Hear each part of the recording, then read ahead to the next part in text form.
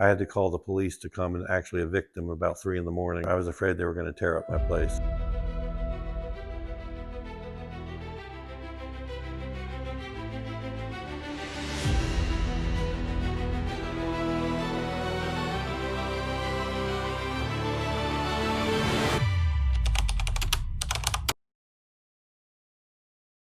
Well, I started back in 2020. I'd originally had a different house on this spot that burned down in 2012. And then I rebuilt this place. I'd always wanted a timber frame type of structure, and I couldn't find anybody to do it. People started asking me, are you going to rebuild your own house? And, I had done a lot of things in my life, and I'd done a little bit of building, but primarily I'm an artist.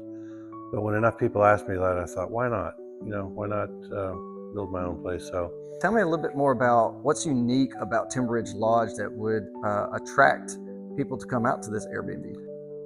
So Timber Ridge Lodge is fashioned after kind of the feel and the structure of a big cedar lodge up there.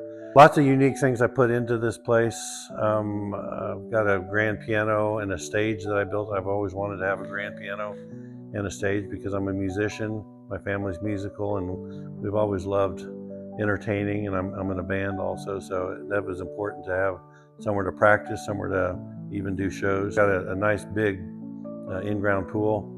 I even put a little diving platform on the deck that's just right outside this door, so you can jump in the deep end from about 10 feet above the water. So I've got a hot tub, a 6-person hot tub here at the other end of this deck, and that I know my guests like that.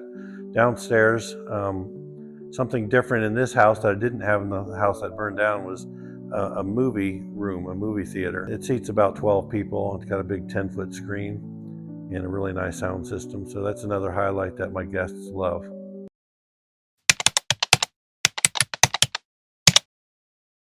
What are some of the challenges that you have faced owning Airbnb and then specifically your business, Timber Ridge Lodge? I decided I wanted this place to be very customer service oriented. I want this to be a 5-star lodge. So I started out just by opening up as much as I could, putting as few limiting parameters on my booking. I said, yes, they can book last minute. I said you could bring pets if you wanted. A girl that booked with me said, my Airbnb site says clearly on it, no parties. She came and said, well, my husband's having a birthday and we just wanted to have some friends over, a couple of friends over, like 6 of us in total, and just do a little birthday party for him. Is that all right?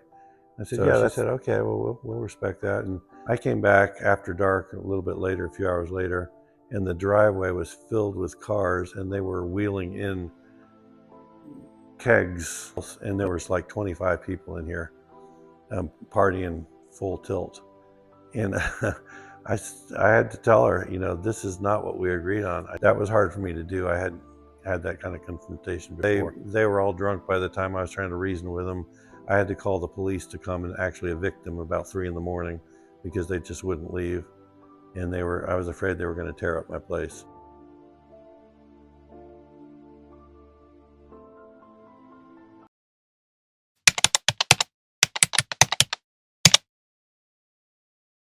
Is there something that you could share with our young generation entrepreneurs with them on if they're trying to get into the business? One thing I see these days is that it doesn't take as much now to set yourself apart from the competition. The times have changed, and so now very simple things like being a person of your word, being on time when you say you're going to be somewhere on time. If you give someone a quote, sticking to that quote, even if it hurts you. Being a person of integrity is what's going to set you apart from the competition. Also, any kind of limiting belief that you might have. I have recently become a transformational mindset coach, and I've learned the guy that has been teaching me is also an entrepreneur, a very wealthy and successful entrepreneur, but he says, and I believe him, that business is really 80% mindset. The rest of it is the strategies for making your business work. One unique thing that I saw in that, what you said, was that you set a boundary for not just yourself, but for this Airbnb to protect the integrity of the facility. And then you came back and you had to do something that was uncomfortable, which was you had to evict a customer.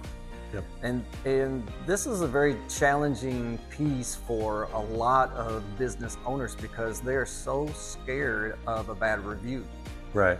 But in this case, you had set your boundary. Yeah, I mean, that just pushed me over the limit. I'm a pretty nice guy. When they went to that extreme to disrespect me and my rules, I just was not okay with that, and I decided I had to do something about that.